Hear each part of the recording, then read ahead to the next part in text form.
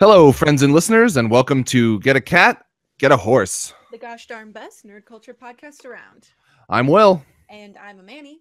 And today is episode 24, The Consummation of Media. You like that one? That was a good play, too. I'm trying my hardest. Before we get started, spoiler warning alert, Get a Cat, Get a Horse reserves the right to spoil completely and in full anything that we talk about on this podcast. Yes. So if you are if your ears are, tender, soft, moist, and not willing to accept spoilers into them, you may want to turn away. Yeah, leave those moist ears at home. Leave those moist ears at home. Stop giving yourselves wet willies. I told you that already. I told you that. And everything else that's moist, just leave it at home. Leave it at home. It's not this kind of podcast. So we have our returning champion, 3-time now guest host, Ethan. Hey everyone, I'm Hello. so happy to be here. They say can barely hear me. they can barely hear you. I'm turning you up. Her mic is Cool. super low. Hope it's better now. It's being turned up. Thank you, Adam. Always looking out. Yes, please, if there are any audio and or visual problems, let us know in the chat and we can correct those things, because we once again are live streaming the podcast to our lovely fans and listeners, which I have mentioned in an update on the Facebook post and everything. I think I put it out everywhere that I could put it out, but a little bit of housekeeping before we start. We have totally retooled the Patreon. It is no longer a pay-to-watch scenario for all of our live streams. If you are interested in live streaming our content, it will forever be open and free to all of you. And you can come and join us every Sunday at 12 p.m. Eastern Time, where we will be streaming for whoever wants to be there. So it will always be open. There will be no paying to watch the stream. Instead, the payment options will be for little bonuses and fun little additions, including one that I have not told Amani about yet, but she's involved in. Yep. Oh, okay. Yep. If people give more, $15 or more a month, they are allowed to submit commercial / improv weird things for us to do, and we're going to record a commercial for them in each podcast. Cool. And if you really don't want to do it, I can just do it on my own. No, I want to do it. I'm super excited about good. it. Please. That'll be starting next week. We will be taking, and there will be short, little, strange improv commercials in the middle of all the podcasts. So I hope it goes well. I've been listening to a good way to describe a Manny. Thank you. Well, and when we get talking together, I can say some very strange things. So should be good. So, what? What? Don't worry, we'll talk about it later. Okay. But on to today. We are going to be talking about media and how we consume it. This is a question that we have been having. I think we've probably discussed in brief for a while.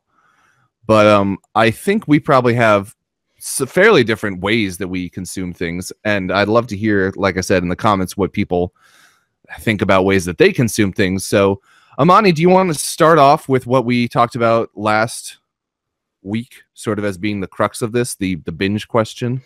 Yeah, well, this originally was going to be just binging, about binging as a practice. And I think especially now we're in a time where we have access to almost anything and everything that we want. You know what I mean?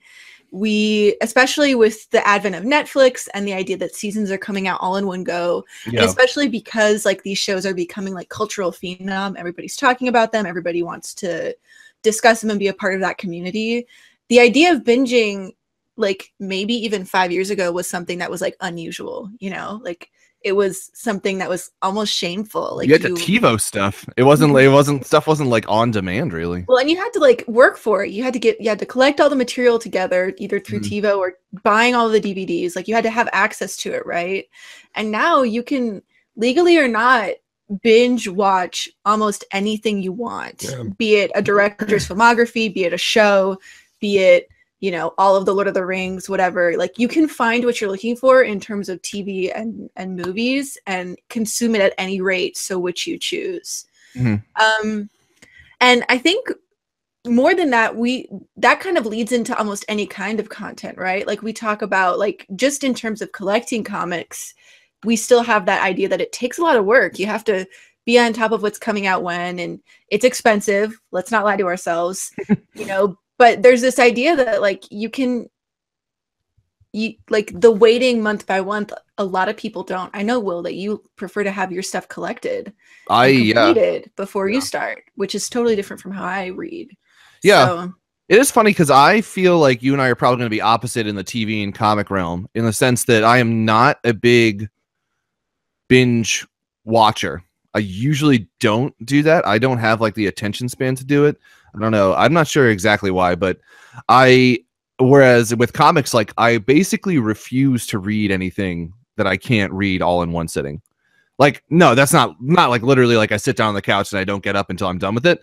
I mean, like, I will not read a book until I have all of the volumes of it. Like, I very much want to keep that train rolling. So what are your guys' like general habits on binging? I guess I'll go next. Well, I guess like I was thinking when you were talking, there's one thing that I do that I'm sure it's like fairly common among other people. Most of the streaming websites online offer like a 30-day trial and it's free. Yeah. Even though the service is like relatively inexpensive, I don't want to pay for it. So for example, the season 6 of Game of Thrones came out this year, and I hadn't watched it because I'm not into that kind of TV. But for some reason, someone told me that it had like a bunch of like female characters, and I love female characters. So I was like, I need to watch this. And I was looking online to find it. I couldn't find it. And I was like, finally, I'm just gonna get the HBO subscription. But I found out they had a month free. So what I did is I watched all of it. Like the entirety of Game of Thrones. Wow, dude. Which what I'm saying though is I think like those providers kind of want you to binge. Like I think that 30 days is sort of like trying to like, I don't know, it's like the beginning of a habit. Like it's sort of like encouraging you to like watch everything now. Mm-hmm. I don't know. Maybe that's not true, but that's sort of how I felt when I like got HBO and got rid of it. But it's interesting because like, especially we're both illustrators, right? So we consume a lot of content passively, like while we're working, while we're drawing. Yeah, that's definitely one of the topics that I want to so later too. Be it podcasts, TV shows, audiobooks, like these are things that we in our like community, like where we work, like are very common and talked about. You know what I mean? Mm-hmm. So it's encouraged almost to binge because when you walk into the lab, sort of like the place where we work, like you are gonna hear all of the things, you know, whether you're ready to or not. Like if you haven't finished Stranger Things, well, it's been a week. What are you doing? Is kind of the environment where we're working in. I'm curious, do you or do people in the chat, like, do you guys feel peer pressured to binge things now? Especially considering how quickly the rise and fall is of the focus on specific shows. Because like it used to be like Lost would have every week, you know, like the hype of Lost kept going and going and going. And now it's like Stranger Things is big for like a month and a half. And then, you know, people are moving on to the next thing. Yeah, I didn't even pick up Stranger Things until, you know, like 2 weeks ago, basically. And all of my friends at work were already saying, like, why hadn't you watched it yet? And I was like, well, you know, like I don't, you know, it's not really the way that I do it generally is to sit down and do. With Stranger Things, I did finish all 8 episodes in 3 days, which for me is a lot. I know that might not be like a lot for anybody, but I do feel like TV shows are in the spotlight much quicker now. And I wonder if that's like what you were saying, is that might be the way that Netflix and Hulu and stuff and Amazon are banking on things going, is that like if you have drama TV shows over the course of 20 episodes on a like cable network, I just think people lose interest, or they decide that they're going to wait until it's out on Netflix to watch, you know? And so like the sustainability of selling ads for something that is losing watch numbers every week or every 2 weeks or whatever is not that appealing. Whereas if you know, like people can get Stranger Things, talk about it for a month and then move on to the next thing, I do feel like that is more appealing to a lot of consumers and appealing to the people that sell the subscription services. Like I would go so far as to say I don't think we will ever have another Lost. Like I don't think we'll ever have something that's weekly in the cultural zeitgeist like that. I just think that time has passed. Yeah. Well, I think also like TV seasons, especially like ones that are considered like TV shows that are considered of a higher quality, that was air quoted for all our podcasting friends, they are shorter now. Like we're getting mostly it's only like seasons. 12 max. I don't, you know, like Game of Thrones has never done anything even remotely approaching like a 22, 24 episode like something, you know, like Lost would have done. It's way shorter. Even now, like everybody's always talking about how TV shows are just like one big long movie. Yeah. You know? And I don't know if you could argue that creators are creating stuff that are bingeable on purpose, but the same way that they used to hook you from week to week with that cliffhanger ending definitely like pushes you through the next episode. Yeah. Like there's definitely that feeling like it's available to me now. That's great. Like I want to know what happens. I don't know. It's kind of this weird thing because in some ways, like I don't feel like the writing has changed that much. Like the pushing people through to the next episode has always been the way they write TV shows, you know? Mm-hmm. But now that it's all like available to us, it just makes it all the more not dangerous. I don't think binging is bad because I think you gain something from watching like something in like a small compact period of time, you know? I think you gain an understanding of what it is they're doing and connecting the dots, you know what I mean? But like also like there's no savoring anymore. That time has long since passed. Like I think it's just like what do you mean? I don't know. There used to be something great about like you have to wait till next week to find out what happens. I think Game of Thrones still has that to an extent. Like there is, at least I know where I work, there is sort of like a water cooler discussion when it's coming out. Like people will get together on, you know, the Monday and the Tuesday after and sort of discuss it. Like I feel like that's the closest we have to that. But I think you're right, Amani, to go back to your point that like writing hasn't changed on television shows to accommodate for that. And I think like sometimes it can kind of be a problem in the sense of Stranger Things was the first time that I noticed that, where like we were talking last week, I finished that and I was like, that was good. It would have been a better movie. And I do feel like sometimes the I don't know if slavishness is the right word, but like the insistence to follow through on that style of television episode arc, like a 40-minute arc, can sometimes like hurt a show because people are watching them so rapidly now. Like if it's not like I think there are ways to do it, or I would hope that there would be ways to do it that don't always have, you know, the cliffhanger ending and then push you forward in a way. But then that makes a lot of the early and middle episode pieces sometimes feel a little bit inessential and just like time fillers, to me at least. I don't know. Yeah. I don't disagree with that. I think there's an argument to be made that TV is supposed to be a little bit more fillery. Yeah. Does that make sense? Like the idea that they're it's not supposed to be a tight thing. Yeah, their job is to kind of like meditate on the characters, and it's not supposed to be maybe as I don't know. That's interesting. I have never binged something and then like regretted it. You know what I'm saying? Like I don't think I've never like been like, man, that would have been better if I like... have for sure. I've been so I started Hemlock Grove. Do you guys know what that is? I've heard of it, but I don't know what it is. I got to the second episode and I was like, oh, this sucks, but the boys are cute. So and you just truck through. That's funny. Yeah. Like 20 hours lost. So my argument with binging, and I think I have made this before to you, or at least mentioned it in passing, and I believe this to be true, but I would be interested to see if you guys would refute or think otherwise. My feeling about it is that binging and the way that people consume content all in one chunk makes you sort of forces you to pay less attention to it. Because if you're sitting down on a couch for 6 hours, like if somebody sits down on a couch for 6 hours to binge a TV show, it's my personal feeling that probably what they're actually doing is like dicking around on their phone and doing a bunch of other stuff while the TV show is on the background for 6 hours. And then what that does is it reduces the show to like a series of kind of plot points and cliffhangers and like things that stick out and you remember. And like I feel as though that's part of the reason why people are really spoiler phobic these days, is because they don't consume the downtimes. You know, like you're saying, TV shows don't need to be like, maybe they have like a little more space to meander. And so I think like the downtimes of TV shows gets lost to iPads and phones and texting and stuff. And then the cliffhanger endings are what people remember. Like when you talk about Breaking Bad or whatever, like they remember like these big set piece moments. And so it just becomes like a series of plot points. And then so when people start talking about spoilers, it's especially worrisome because you get that big plot point spoiled for you, and then all the downtime and the like expansiveness that a TV show has is not something that is like as consumed or as well kind of regarded anymore, I guess.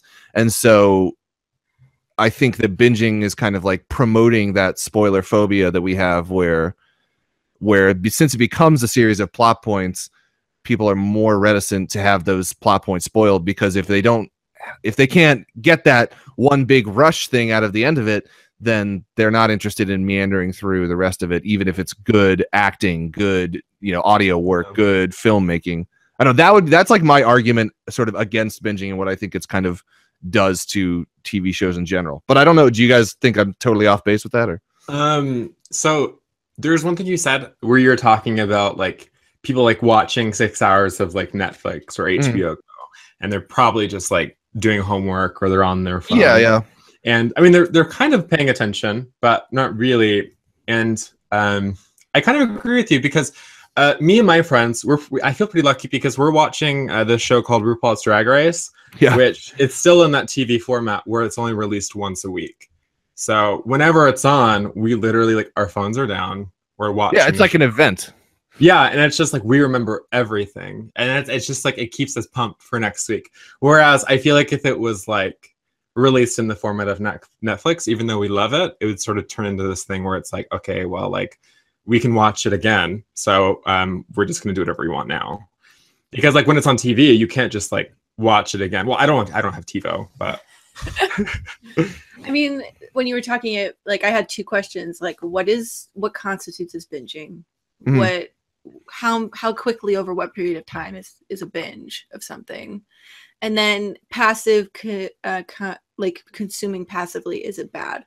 Yeah. Like those were the two things I don't really know. Because when you think like classic binging is like I watched all of Breaking Bad in like a week, and you're just like enslaved to it. Is watching like 3 episodes in a row, is that a binge? If I was to tell somebody like, oh, I'm going to binge this show, like for me, and I think I might be on the lower end, it would be like spending any more than 4 hours in like a row with something like that. I mean, that's like an arbitrary definition, but like if I'm watching something casually, if I'm not kind of like trying to binge it, I probably will watch 1 or 2 episodes and then just be done with it. Like for me, going beyond that, like going into the realm of like 3, 4, 5, 6 episodes in a day, like I would consider that binging, even though I know that there are like some of my friends will be like, oh, I watched all of Breaking Bad in a week, which is like having it constantly on. Like that's basically like 24 hours, watching to some extent. I'm not that hardcore, but like for me, I would consider binging like anytime, sitting down, spending 3+ hours. Is that close to what you guys think, or is that like on the fair definition? Because like, let's be real, a lot of us don't have the kind of time to watch Breaking Bad in a week or to do more intense binging. And especially now, like Netflix is where you binge, and especially their TV shows, they're shorter. So if you finish all of Stranger Things in a week, is that a binge of Stranger Things? Yeah, because I mean that's basically one a day. You can like one a day. Yeah. But it's still like you're watching an entire season of a show way faster than you ever would have before. But I would argue that consuming it that quickly isn't going to be a bad thing, because you're giving yourself time between each episode. You're watching 1 episode a day. You're probably paying attention. Like if you are, I don't know. It's an interesting question because like there's so much negativity around the binge from like outside consuming culture, like to other people, it seems like such a waste of time. But I think people who care about content, binging is kind of a defense mechanism because there's so much out there now. And like if you want to be educated, if you want to see everything, you're gonna be doing some binging no matter what. Yeah. Yeah, so let's talk about that. Why does Manny hate Manifest Destiny? Live to I'm Rock. interested I in that wondered as the same thing. Are we talking about the comic book? Do you hate it, Amani? No. No. I don't know what we're talking about. Live I to don't- Rock, explain yourself. Explain yourself. Somebody asked in the comments why Amani hates Manifest Destiny. I assume he's talking about the Image comic book, but I haven't read it, so I don't know. I don't think he's talking about the comic book. I think Maybe- he's making a joke. Maybe What is Manifest that, like a Destiny. religion? Maybe. All right, so let's get back on track. So you were talking about binging as a mechanism for people who really care about content. So let's get into the whole background consumption thing. I mean, like, that's big for us. yeah. Yeah, for sure. So, like, Yeah. what is your like usual way that you would? I know, Amani, you say that you illustrate a lot of stuff, and like that's where you consume a lot of things. And does that involve like only listening to the audio? Because I know you've talked with West Wing how you just kind of like listen to the dialogue. Like, what does it look like for you to background consume something? Ethan, I think it's a little different for me because I Okay. tend to gravitate towards, especially when I'm illustrating, towards things I've already seen. Okay. And that's where I get comfortable, especially like when only in reference to like TV shows. Because like audiobooks and podcasts, it doesn't really matter. Because you're just listening. But like staying engaged in something that is new while I'm drawing is kind of, it's not gonna happen. Like I'm gonna miss too much. But like enjoying things I know, totally. Like I'm open to it. And I do it a lot. Like I'll watch maybe 3 or 4 movies a day, or I'll listen to God damn. yeah.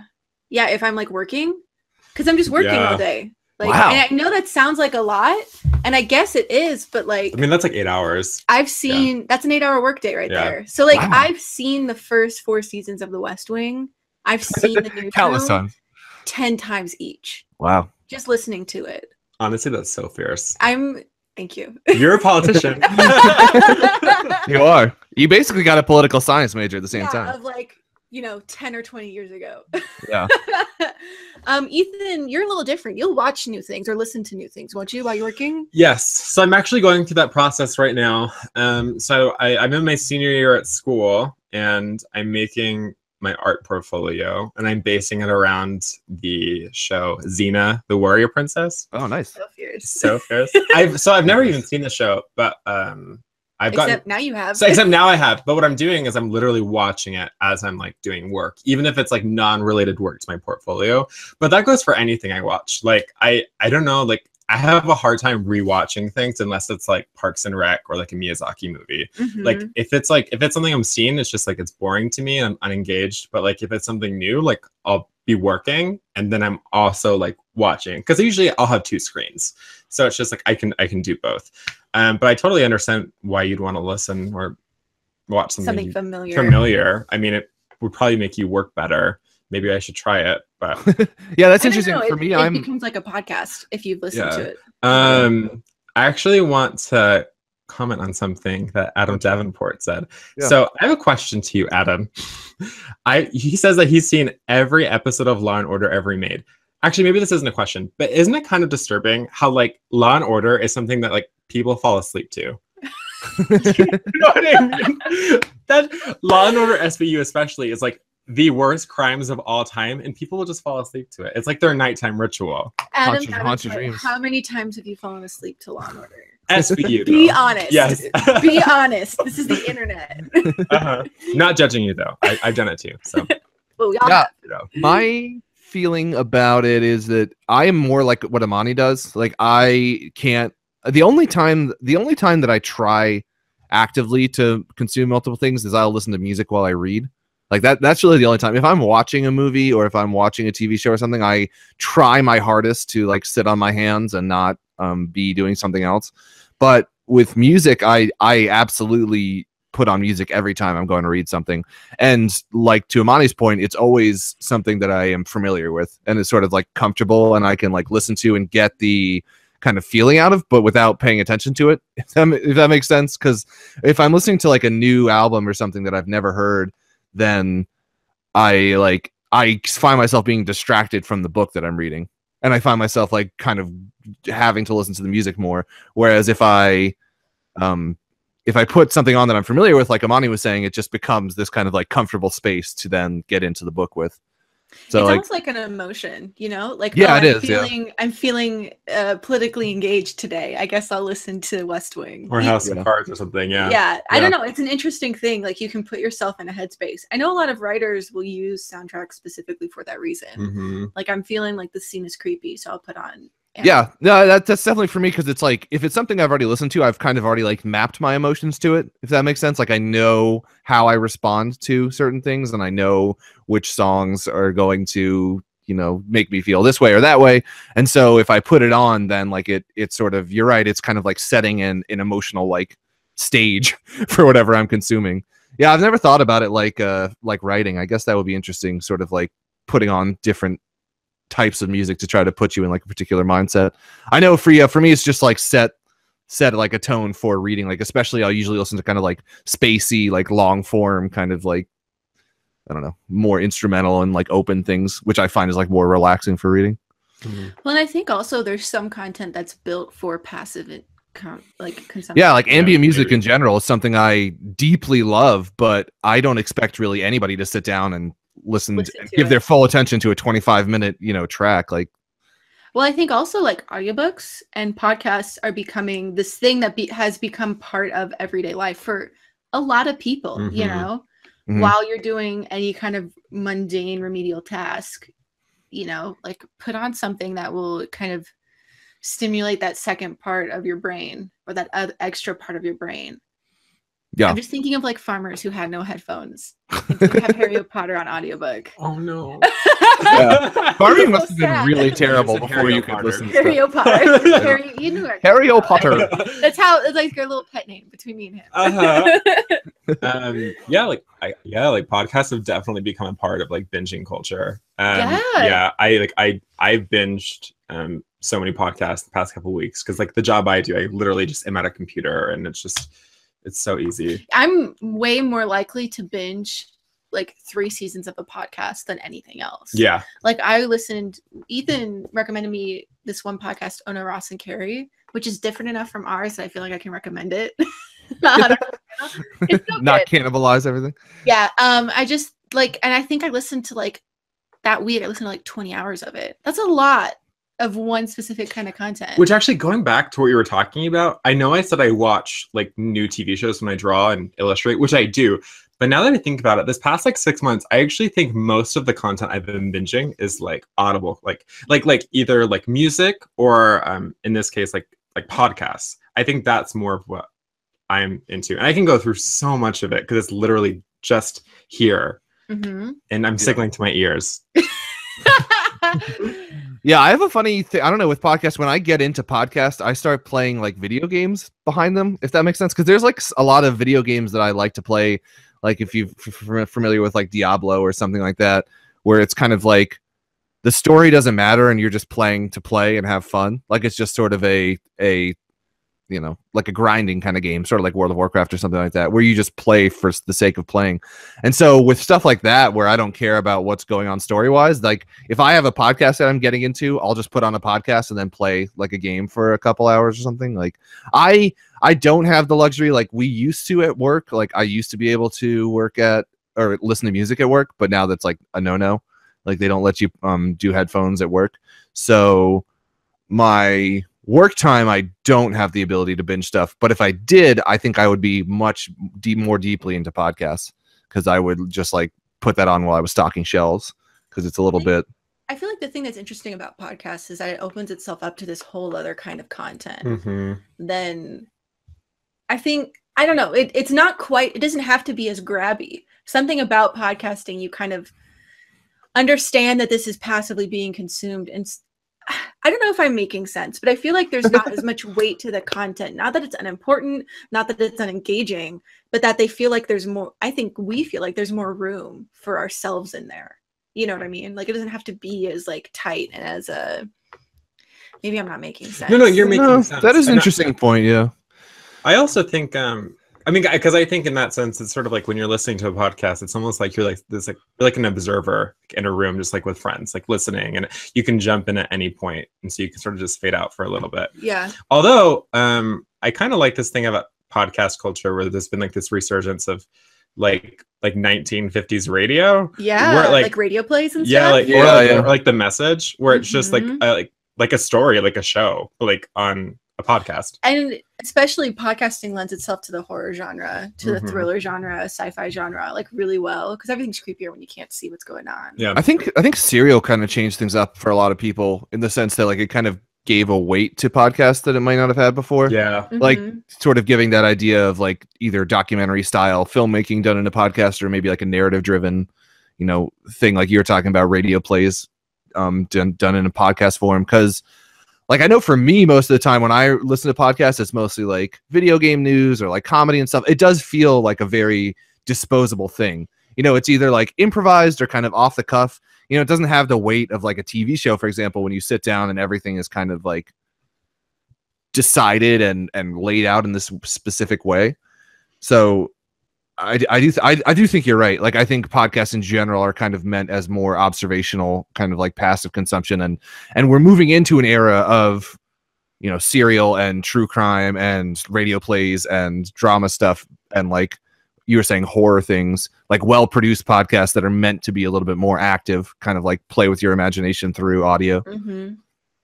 Adam talks about like being part of the conversation, which is, I think people want that now, you know, like in a lot of ways, like TV especially has become this passive consumption, which actually leads me into another thing that Adam said about like he binges comics. I don't know how you do that, Adam. For me, reading comics is like, it's not work, like, oh, this is a thing I dislike, like this becomes hard and like, but like I can only read for maybe like an hour at a time.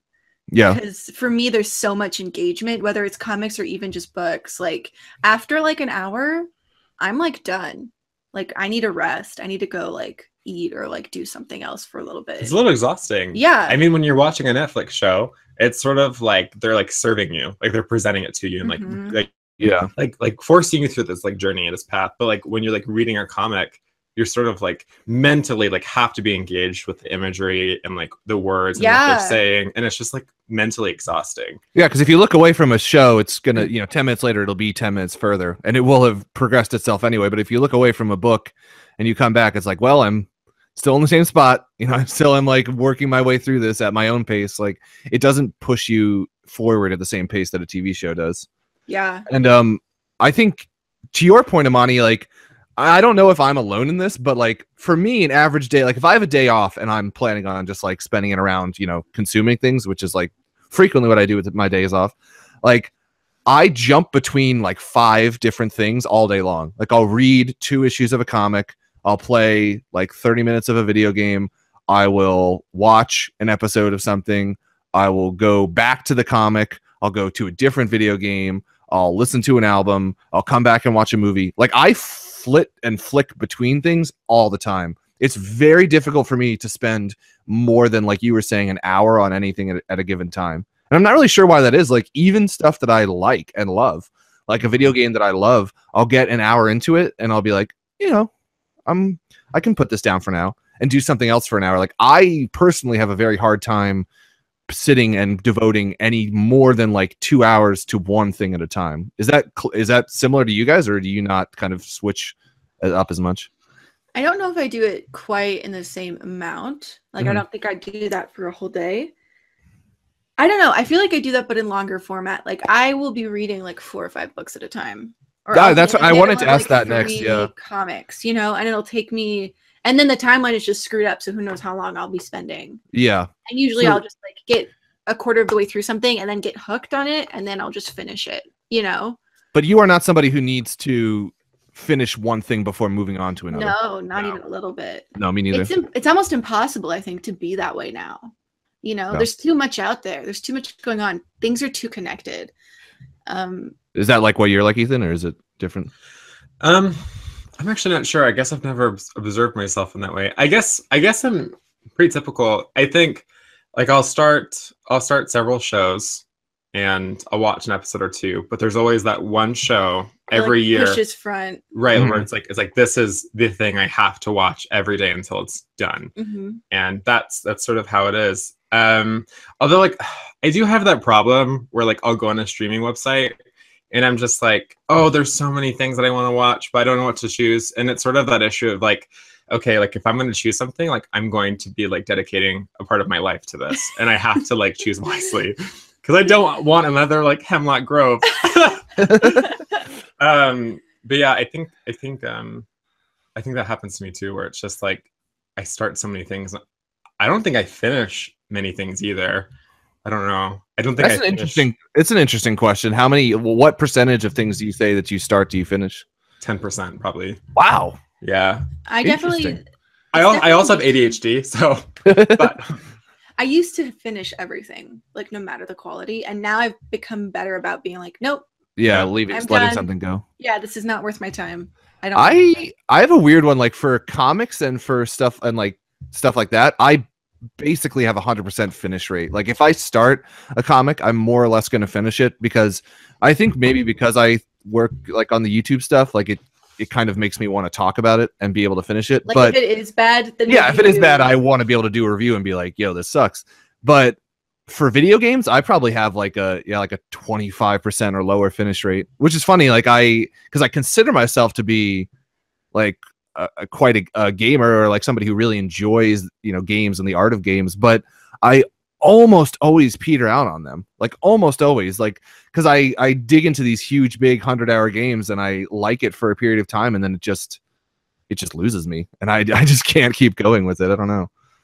Yeah, I'm actually the same way. I started gaming recently, actually, and I started playing Witcher 3. Have Nice. you played that, Will? I have a deep desire to play it. I've played the first one, which is super janky. I played part of the second one, which is kind of janky, and I've heard that 3 is like just an amazing refinement of all of that. It's excited. Beautiful game. It's a beautiful game.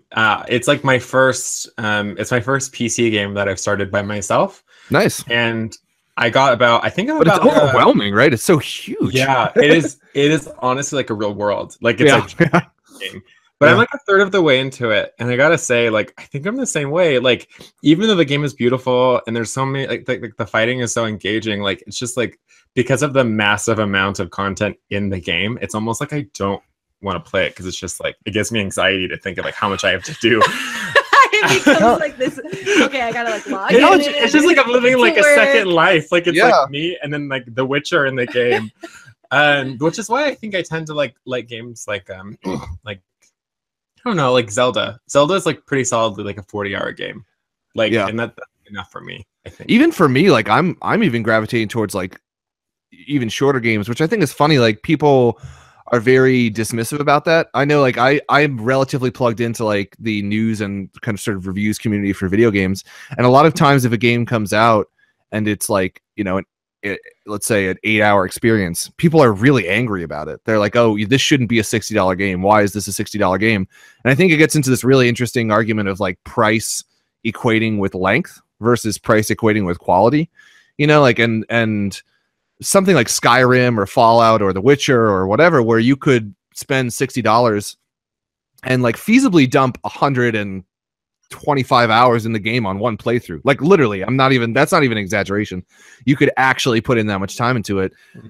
But I don't think that makes it like, just because you get more bang for your buck, I don't think that makes it a better product. Like I'm sort of at the point with video games where I would rather play something that gives me an 8 to 10 hour, like sort of, I don't know if hand-holding is the right word, but a like scripted kind of experience, and that doesn't expect me to put in 100+ hours or even 50+ hours. Because I think at some point it just stops like respecting your time, and it's just like, here's 20 points on the map to go check out because we needed more content. But you get there and you do the same thing at every point. Like it's not really tight gameplay or storytelling at that point. It's just content for content's sake.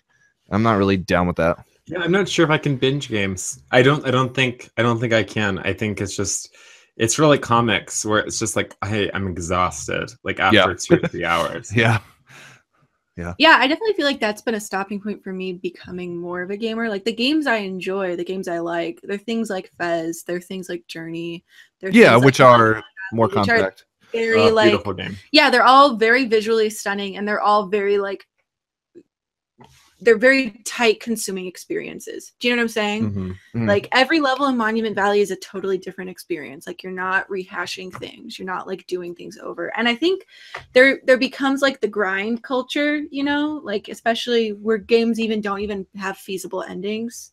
Yeah, Like, well, that's what I was saying of like sort of putting on a podcast and just grinding through Diablo. And I've put hundreds of hours in that game, but a lot of them have been.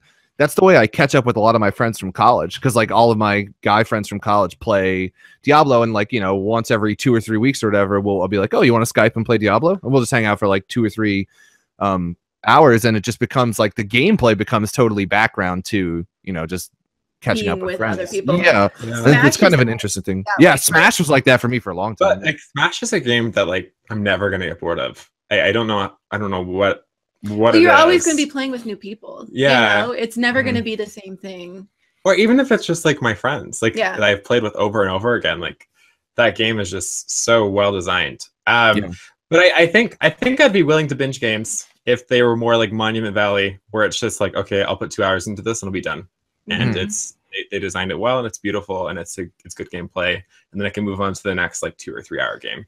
Can we go back to the idea of like price versus time versus absolutely? I was just about to say that. Like, I think video games especially, and you know, comic books talk about it a lot. Like, I really think that people need to let go of that idea, because I think it is like very harmful to a lot of both consumers and artists to think that you need to equate a certain quantity of something to a certain value of it. I really dislike that idea. Yeah.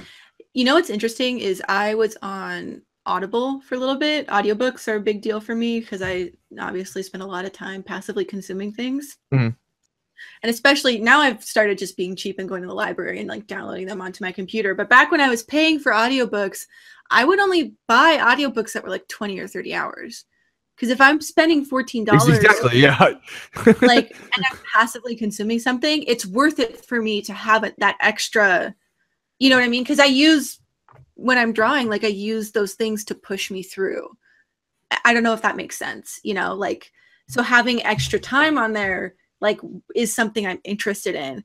But like most of my favorite audiobooks are under like 12 hours, you know, like those are the ones that I really like. Well, and they're also like re-listens for me, you know, like I've listened to Ready Player One like 3 times since I bought it. Yeah. Because I love it. You know, same with Sabriel.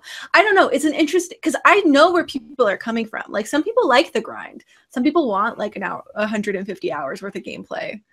Not me, but I get that. I don't know. Yeah, and to those people, like I'm glad that you have a father's trust fund to support your life. Yeah, no, I mean, we're all very happy for you. And can you please give me your dad's number? I don't dislike longer games. You know, like I've definitely gotten lost in bigger open world stuff. Skyrim especially comes to mind, but I don't. It is a weird question of like, why do things have to stick to a certain price point?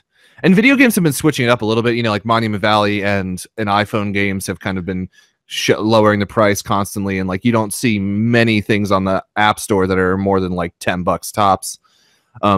And then, you know, with indie games like Fez or the Telltale games or anything like that, those are usually in like the $20 range. But there is there's nothing between the $20 and the $60. It's just sort of like if it's a AAA game, it's going to be $60. Doesn't matter if it's 8 hours. Doesn't matter if it's, you know, this many hours. And I don't know. It just strikes me in the wrong way. Similar to like, there's a lot of comments about omnibus size. I don't know if you follow those conversations, like where people talk about. So the Doctor Strange omnibus just came out, and it's quite thin, and a lot of people are less apt to pick it up because of the price point they feel like is not fair for the amount of pages.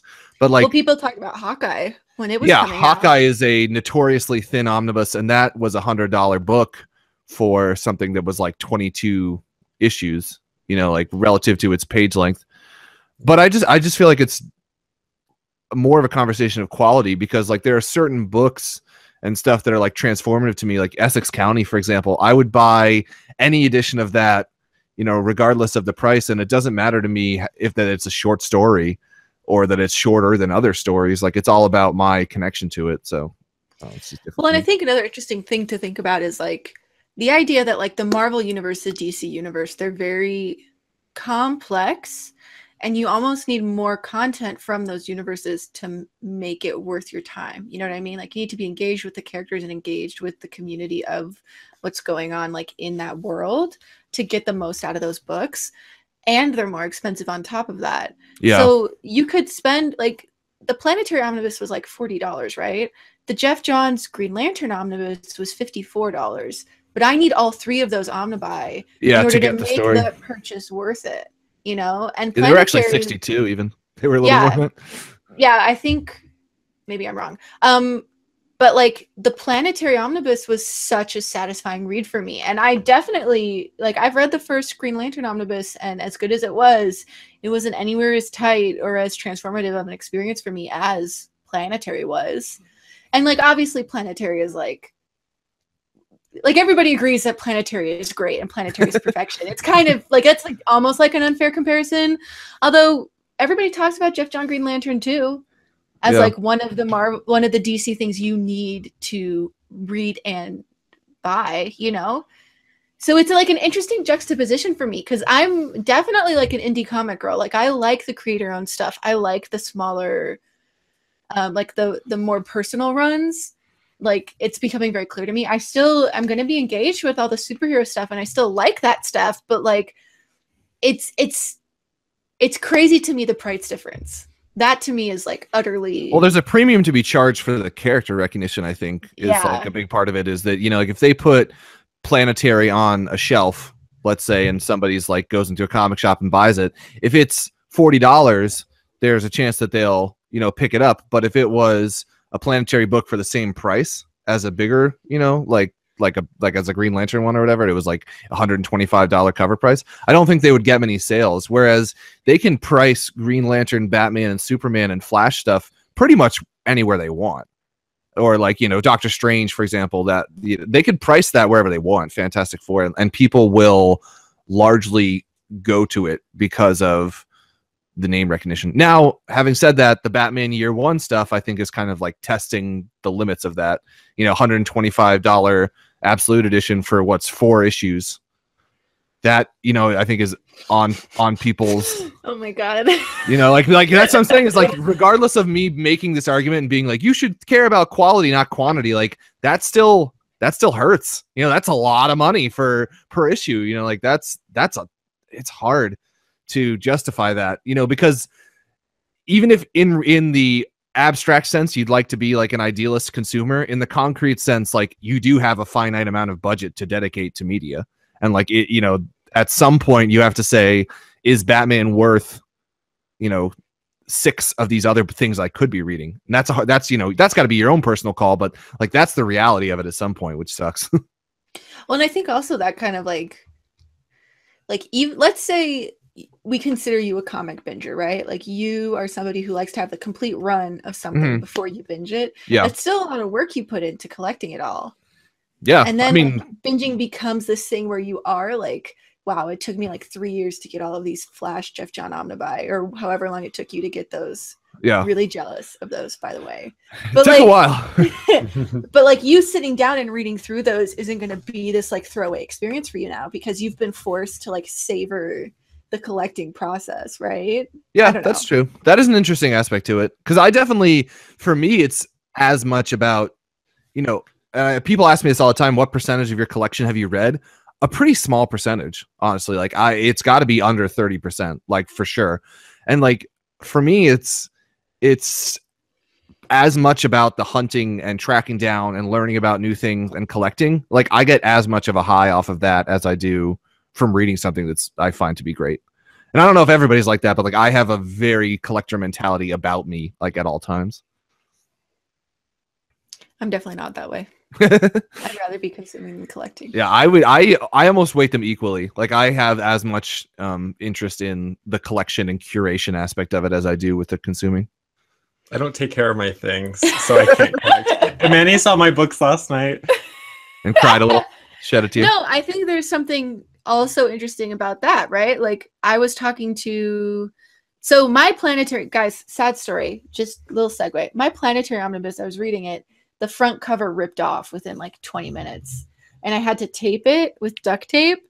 And on the one hand, like, that sucks. That's like an expensive book. Like, I'm sad it ripped. I was taking care of it too. I was reading it on a goddamn pillow. Like, I was making sure the spot, like, I watched all those goddamn instructions about reading Omnibuy. I'm mad, Ethan. Don't like make faces at me. And I was like reading it correctly, and the thing ripped. And it's sad. Like, and obviously I was upset about it. And like, I fixed it and it was fine. But like, there's this idea for me, like, I'm not buying comics to treat them like they're gold, you know? Yeah. Like, this is a reading library for me. And I get that they're expensive and I want to take care of them. I'm not going to like throw them in the trunk of my car or whatever, but like, maybe I will. Like, who knows, you know? Like, this is the content to me is only as valuable as me consuming it and the enjoyment of me consuming it, you know? Like, I would never buy two volumes of something in order to keep one in plastic wrap and sell it later. You know what I'm saying? I don't go like, that far, but I do. That's not my mentality. Yeah. Oh, Ethan, go for it. Oh, Adam Davenport just said that Amani ripping her book is horrible, and that is horrible. Take care of your things. I don't go as far as to I like. can't believe you're taking his side. Like, I know we're reading your comment, but still. It's funny because like my apartment is like a weird juxtaposition of like really well organized shelves, and then everything else is just like a trash heap.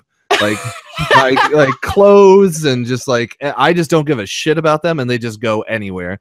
But for things that I care about, I do take the time to organize. So it is a weird juxtaposition to me, like, because I'm not usually that meticulous of a person. It's just that I happen to care about books and like collecting and displaying them, and it changes. I don't know, the way I think about them. Oh, Adam is asking, what do we think about custom binding? I think custom binding is so cool. Yeah. I would love to get into it at some point. Custom binding is awesome. I want to do it too. Yeah, you get like issues and then you bind them yourself. That sounds awesome. Yeah, it's really cool. And then there's something to me that's like nostalgic about like the ads in comics, you know? Mm-hmm. Like nowadays they feel like gross, but like way back when they were like nostalgic and fun. Can I bind it myself and then like make my own fake Squarespace ad? Yeah. And by the way, a message from Squarespace. I guess you could. I know I've already done that before, but it's just so funny to me. Yeah, awesome. We sort of got a little sidewinded off of consumption, but I think this is still an interesting conversation nonetheless. Yeah. Final thoughts about consuming, binging. However you're doing it, it's awesome that we're all like here with each other. Do you know what I'm talking about? Mm-hmm, like, it used to be like being into this stuff was like, this is gonna get like weird and sappy. But like binging and stuff used to be like taboo. Like, it used to be a certain kind of person to do it, and now like it's become part of like, you know, engagement and like being a part of like everybody's everyday lives, you know, like going in and being able to talk about Stranger Things and stuff. I don't know. And also like learning, it's kind of cool. I like it. And like learning about the world. Like, not to say that like Orange is the New Black is like a perfect representation of like a women's prison, but I definitely think people like binging shows like that, or like House of Cards or something else, like they're learning more about other people and like how the world works. And that's kind of maybe like a small aspect of that, but like I definitely think that's a part of it. Well, I think like, you know, if we had met Adam Davenport like, you know, 3 years ago and he told us, or 20 years ago, and he told us like he was into Law and Order, we'd have been like, oh, you're that kind of person, like you like police procedurals, and like that's it, you know. And now, Adam, we know that you're much more than Law and Order. Yeah. We're happy for you. Yeah. I have one final question for you guys, just because I'm curious about this. When you how what's the word? Purposeful are you in choosing content? Like, do you ever check stuff out just for the shit of it? Like, see something and just go for it? Because like I find myself almost like cripplingly not able to do that. Like, I have to choose and plan what I'm reading and like make sure that other people are recommending it. It's very difficult for me to just walk into like a bookstore, for example, and pick out something based on nothing. And I'm just wondering, like, is that something that I am alone in terms of my consumption? Like, I feel like I plan my consumption to a fault, like to an extent that I can never find something that's really off the beaten path sometimes. Well, we've become a world of like, if you like this, you may also enjoy. Yeah. You know? And like now, way more than any other time, like I don't really consume things blind. Every once in a while, like once a month, I'll like see something on Netflix and I'll just click it. And I've discovered a lot of really great stuff that way. Also a lot of really bad stuff, which is almost as enjoyable sometimes. Yeah. like getting into the bad things. I don't know. Like, I don't know if I feel like less and less I'm becoming like spontaneous. Yeah, I definitely let like the statistics and like the algorithms of like of those websites like let them decide for me, because in all honesty, like it's right. Like it does know what I want to watch. So I think that's what I let choose my content. Also though, like I think I'm pretty careful. Although I will like just randomly choose something because it's fun, I do often like look up online like the best movies to watch on Netflix. Yeah, exactly. Yeah.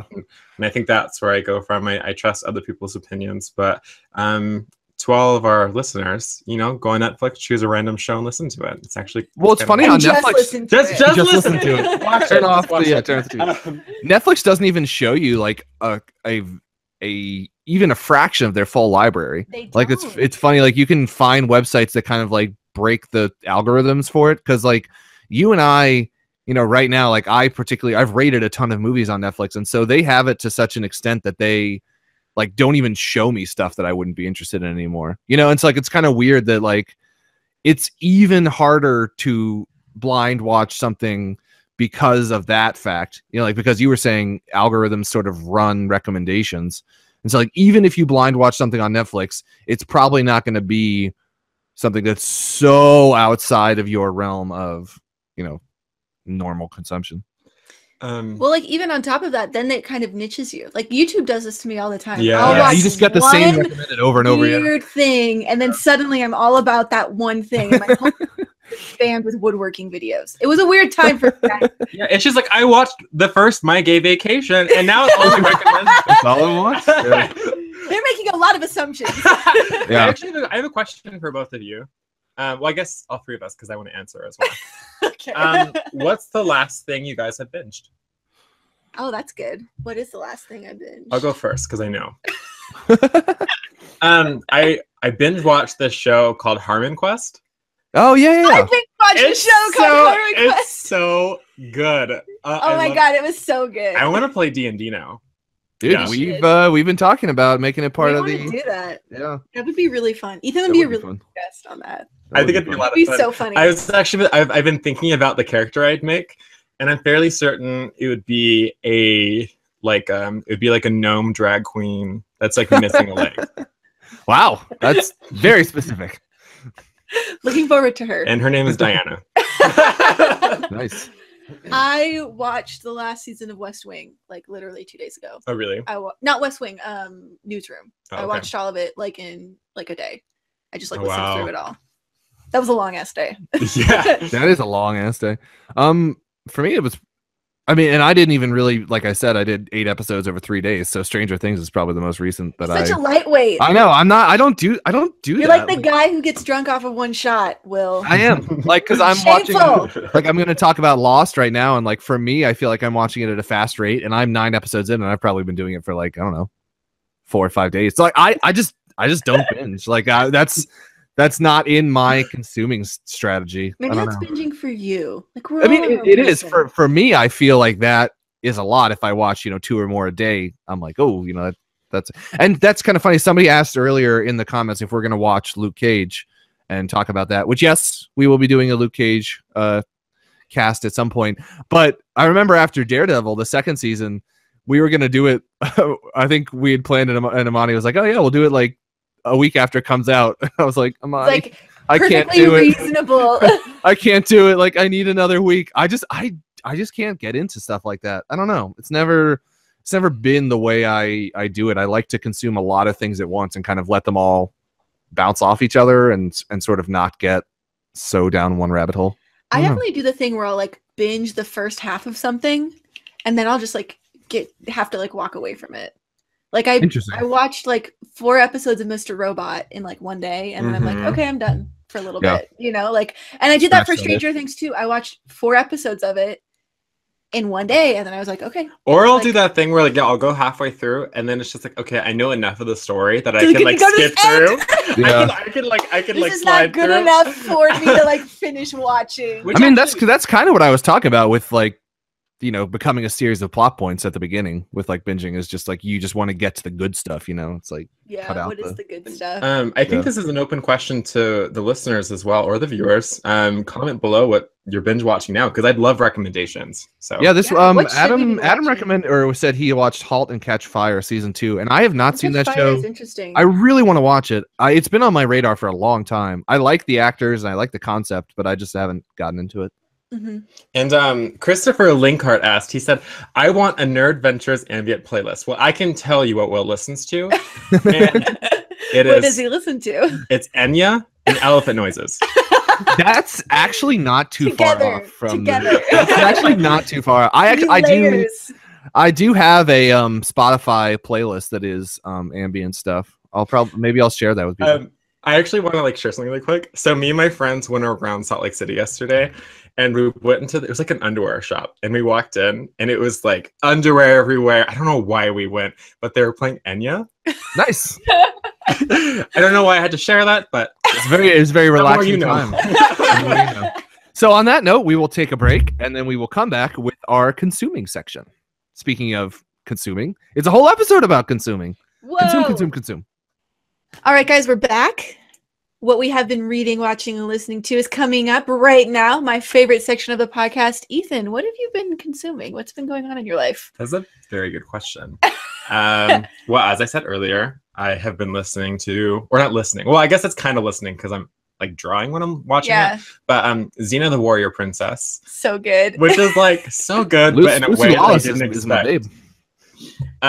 So yeah. That's something I've been watching. Let's see I've been listening to this podcast that I've like binge watched like 100 episodes of it, or binge listened to. I can't talk. That's a lot of episodes. Yeah, and it's called Lady to Lady. It's so good. It's just like a bunch of like female comics talking about lady problems, which obviously I can relate to. Obviously. You can. Yeah. I gotta admit though, I'm not much of a reader. I don't really read books or comics very often. I was actually like wondering, is there like a Netflix for comics? There's a thing called Marvel Unlimited. It's not universal across comics, but if you're into Marvel, there is a subscription service that allows you to digitally read like as many things as you want in a month for free. Well, for a subscription price. And a lot of people suggest you start there, just because it's an easy way to jump into a ton of stuff without spending that much money. Yeah. How much is it per month? I think it is under $10. There's also an equivalent for like super indie stuff. Oh, is that really? Yeah, I don't remember what it's called, but. And then Comixology, if you want to get onto like, if you want to get on comics cheaply, Comixology often has like pretty deep discount sales. Like you can kind of, I mean, you know, that's not really allowing you to choose exactly what you want to read, but Derek says, and Derek and Live to Rock say that there's also a Comixology Unlimited, which is $7 a month. Deal. That's like a Chipotle burrito. It is, and you can get all that comics goodness. Oh, I wanted to ask you, Ethan, did you ever watch? I'm just curious. Did you ever watch the Spartacus series on? Was it like Showtime or whatever? Yeah, I've never seen it. Lucy Lawless is in it, and she's like a total badass in it. She's amazing. Did she make an appearance as Xena? She doesn't make an appearance as Xena, but she plays like this amazing evil bitch. This evil lady. She's in like all of it. Yeah, she's amazing. She's like Xena crossed with Cersei from Game of Thrones. Yeah. And can I also make an observation about her? So, one of the episodes I was on, we were talking about like Wonder Woman and the person who's cast as her. Lucy Lawless. She would be great. Would have been an amazing Wonder Woman. Yeah. Just putting that out there. She would have made a better Wonder Woman now. Yeah. Like can you imagine like an old badass Wonder That'd be cool. Woman who like comes in and just like lays down the law? I want that so bad. She's still like a babe. Like she's not like she is. She's amazing. She's aged really well. And she's not, how old is she compared to what's his name? Probably like the guy who plays Batman. She probably isn't that much older than Ben Affleck. Ben Affleck. Oh, they're probably like the same age. Yeah, it would have been totally fine. Except a guy can't be in love with a woman on screen unless she's like 10 or 15 years younger than him. You know, I'm cool with that. I'm cool with Lucy Lawless being Wonder Woman. Who cares about age? Yeah. Wonder Woman like lives forever, doesn't she? Yeah, she's 4 years older than Ben Affleck. Totally great. That would have been amazing. Into it. Let's do it. Yeah, that would have been a really good cast, actually. That would have been so good. Well, she might play. I mean, I'm sure she is not because I think it's already been cast. Kingdom Come Wonder Woman, Jennifer, you got us. Yeah, you know. she could have been what's Hippolyta or Hippolyta or whatever. Yeah, Isn't that her Hippolyta. mother? Yeah. So Hippolyta. Hey, I'm not great with the words. My drag name. Hippolyta. That's not a bad drag name, actually. Not a bad drag name. You're a genius, Will. Thank you. Can I tell you guys my drag name that I came up with yesterday? Go for it. This is a little off topic. I'm sorry, but it's really funny. Let me be the judge of that. So there's a tree called the juniper tree, and in my head, I immediately thought of a drag name, and the drag name is Juniper Gardner, like Jennifer Gardner. Oh, I like that. That is pretty good. Isn't that funny? Like Electra. I don't think it's funny. Okay. I think it is a clever word association. It might is not clever. be funny. It is. Yes. The Wonder Woman we never got. True. Yeah. But she's the Wonder Woman. What's that line from Batman? She's not the Wonder Woman that Gotham has right now, but she's the one we deserve at the time. I never know what that line is. I don't even think Gary Oldman knows what that line is. Like, he's not. Yeah, Gary Oldman walks away like, what is he talking about? Not the hero we want right now, but he's the one that we have. deserve. Or something. I don't even know. But she is that for Wonder Woman. I do agree with that. She would be great. So good. Yeah. Anyway, that's sad now. That makes me really sad. Man, we're casting so many good people. Remember that one time we casted Ezra Miller as Robin? We should cast people. That would be a good Robin, people. People should hire us to cast people. Because I don't think he's going to be a good Flash. He's the Flash, right? Oh, he'll be a good whatever. Yeah. I don't know. He's a great actor. He's cool. We'll see. We need to talk about Kevin. No, I've been wanting to see it. It's with that woman from Narnia. Tilda Swinton. Yeah. Mm-hmm. And she's a badass too. Yeah. She is a badass. She's the mystic one or whatever. The fucking Doctor she's Strange. the old Asian man. Yeah. Perfect casting there. Oh, man. She's amazing though. I love She is her. amazing. She's gonna be great in it. Yeah. Because she's a rocker. Okay, well, what have you been up to? Not that much since we last adjourned. I liked Gina Carino as She-Hulk. That's what Live to Rock says for casting. I don't really like Gina Carino. She was the woman in, I think she was in Deadpool, right? I did not like her. She's cool. I did not like her. I like her. Live to Rock, you're on it. You know. Anyway, I started Scalped, which is an interesting series. I love Jason Aaron. Yeah, I like Jason Aaron, but I haven't read that much from him. The only thing that I've read like kind of like a full arc from him on was Southern Bastards, which was incredible. I loved Southern Bastards. I'm not caught up with it, but I really liked the beginning of it, especially being like from South Carolina and living in South and North Carolina forever. I was like, yep, this isn't that. I mean, there's certainly like an exaggeration of stuff, but like the people, like when they show them sitting in barbecue like shops and stuff, I was like, yeah, this feels right from home. But Scalped it's a pretty long book. I think it's got to be like at least 50 issues because there's 5 deluxe editions. I would guess either 55 or 60 issues. I don't know. But it is a story of I'm just going to spoil the very first issue. Just the first, like you find this out in the first issue. It's the story of an undercover FBI agent returning to an Indian reservation up from or at, and he ran away from or was left at some point, returning to the Indian reservation to help the FBI take down this corrupt Indian chief who is opening a casino there and is in a lot of dirty dealings. It's really interesting so far. I like the story. I'm interested to see how it lasts 50 plus issues right now. I just don't know how that's going to happen. I'm curious about that because I'm only probably 7 or 8 issues in, and I just don't know how they're going to make this last 60 issues. But I'm liking it so far. I'm open to it lasting that long. I'm just not sure how it's going to happen. And the art is really interesting. It's by this guy named R.M. Guerra, who I think is I think he's Spanish, and it's pretty rough. Like a lot of the times, especially with the action scenes and stuff, it's hard to tell what's actually going on. And I think that's kind of partially done to show the art from the perspective of the characters and kind of like the chaos of the action. But still, it can be difficult to get through. Like for me, just sometimes the art is not as clear as I would like to be, which is weird because I usually like kind of, it's very ink heavy, kind of like actiony, stylized inking art, but it's just a little much for me. It's a little dark sometimes. I don't know. You should I think you would like it a lot, of money, but I have not. I love Jason Aaron. Yeah, I have not gotten far enough to know. I mean, he has like a certain like vitriol and evilness and dirtiness to his writing. You know, like his stuff just has like a certain, at least what I've read from him, it really likes to get down and dirty and like show you some bad shit. So I'm interested in more of it. What have you read from him? The Thor stuff? Thor. Yeah, which like blew me out of the water. It was so good. Yeah, I need to get on that. I have it, but I have not done it. I'm kind of saving the second volume. Yeah, because I want to jump right into Lady Thor. So I'm waiting for the hardcovers come out, right? Of it? Yeah, there's a volume 1 and volume 2 of his original like Thor God of Thunder run, and then there's a volume 1 that just came out of the Lady Thor with Russell Duderman or or something. Which the art for that looks absolutely. The art for that looks fantastic. Amazing. I mean, and I like Asad Ribic a lot. I like him. His stuff is like it's almost verging on the realm of like Alex Ross over rendered for me. But I still like it a lot. No, I do like it. The colors in Thor were like the composition. I'll show you the composition. It's really quite nice. It's paneled so well. I love the way he draws Thor, because he draws him kind of like this over muscled moron a little bit, which is like so perfect. Like he's not like idealizing his face, like I don't know. And the evil guy from the first, I'm forgetting his name, but the God Killer, Gore the God Killer, like his design was like so badass and awesome.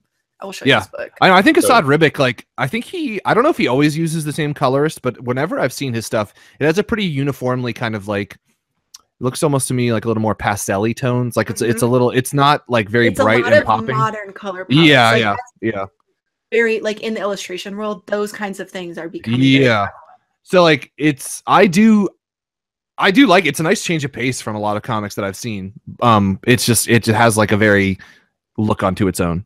And I do think it is very good. He did a lot like what's the overpainterly style, but like not super idealized. It's which is I think the right tone for that. You know, it's like if Alex Ross was doing actual like illustration work instead of like human anatomy studies. I feel like sometimes Alex Ross gets like a little too into like that stuff, but yeah. Oh, Lift Rock says the colors were done by Dean White. Well, Dean White's a genius. He does. Asad, and Derek says that Asad Ribic reminds me of Carrie Nord, which is accurate. If you like that style, Amani, you should check out the Dark Horse Conan stuff that Kurt Busiek and Carrie Nord did.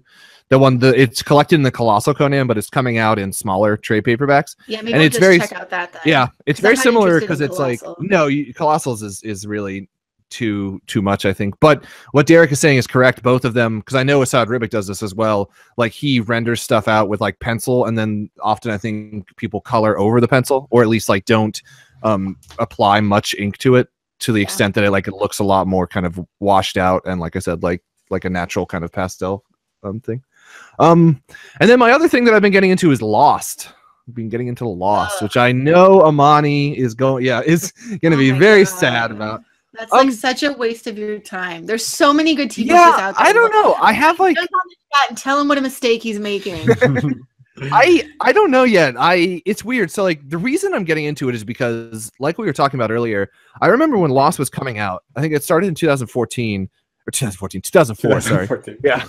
I remember 2014. No, it started way in back when 2004. And I think I was in like 6th or 7th grade. I don't remember, one of those. And like it just hit me at like the perfect time where I was watching it with my parents. It was kind of like mature and mystery, but like not, like, and like a little bit kind of sexy adult stuff, but not actually, it's still network TV, so it's not like people kissing Lost. Yeah, exactly. Like that's what I'm saying. Like people kiss and like give each other like longing stares, but there's no like titties popping out and like nothing's really happening. But I just remember I just remember when it was coming out, it was like such a big deal. I had like this English teacher, and we would talk about it like every day after it came out, like whatever it came out on Wednesday. You never finished it though. I did not, and that's why it's like this. When you finish it, you're going to agree. Adam Davenport agrees with me only once. Well, and that's the thing. Like that's why I want to get back to it, is because when I was watching it, I think I probably watched through season 3, and then it just sort of I petered out. It lost me. It just didn't really. I don't know. I'm not sure why. It Ethan, just have happened. You finished Lost? Oh my god.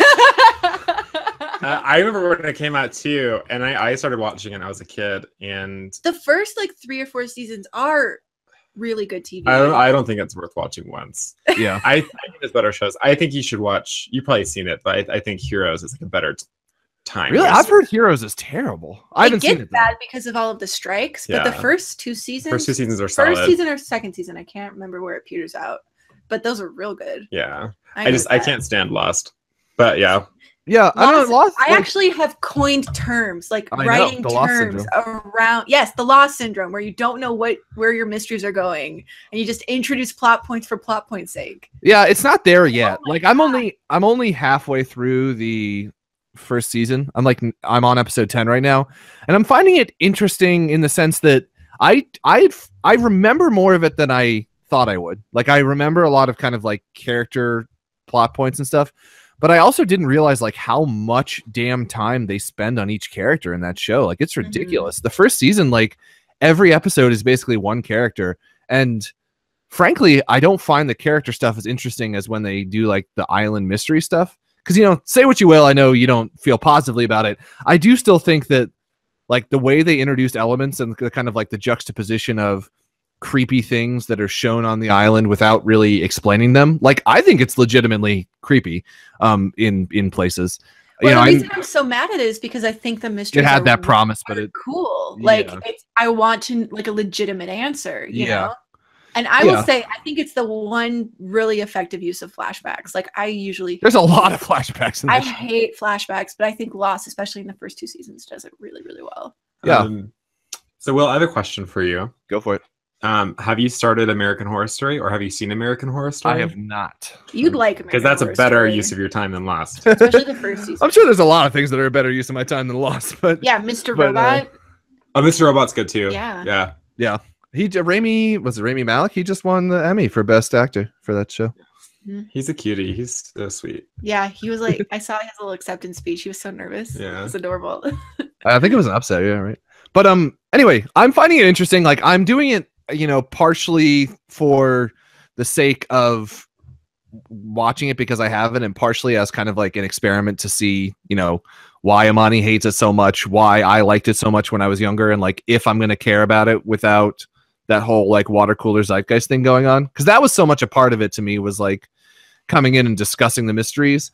And now that like the mysteries are all out there and are kind of known to be like not that interesting, like I'm just wondering if it's going to keep me motivated in any way. So we'll see. I was gonna make a big claim that it was like the last great like week by week TV show, but I think Game of Thrones has kind of filled that void. I think Game of Thrones has filled that void, but I don't believe that it was quite the levels that Lost had when it was coming. Lost was like you would go to every bar in the city and like people had like parties, and it would be like every week. Really? Yeah, it was like this phenom. Like it was crazy. Yeah, I mean it was pretty crazy when I was watching it back in the day. But I don't know. I'm interested to see where I see and where it goes, but Christopher Link is recommending Utopia, Black Mirror, Humans, and Sherlock. Black Mirror is amazing. Humans is awesome. Yeah, Christopher, you know what you're talking about. I haven't seen any of those. Have you guys seen Orphan Black? Do you like that or not?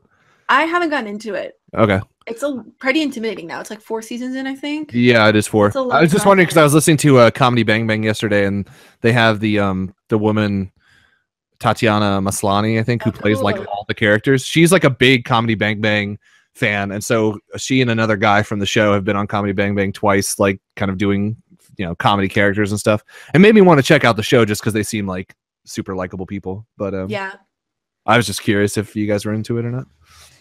I have not gone into it. Cool. Yeah. So what are you up to, Amani?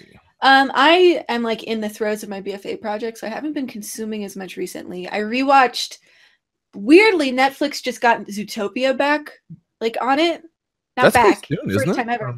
Yeah, it's really recent and it's really high profile. I'm surprised that. Yeah, actually, maybe I'm not. Netflix is kind of a big deal now. Yeah, they started doing that with what was the show? Maybe Supergirl or something like that. There was some show like that where they inked some like big money deal for much earlier streaming rights than they would have normally. Yeah, and now they have like these big deals with specific studios. Yeah, like CW, all of their shows get on there.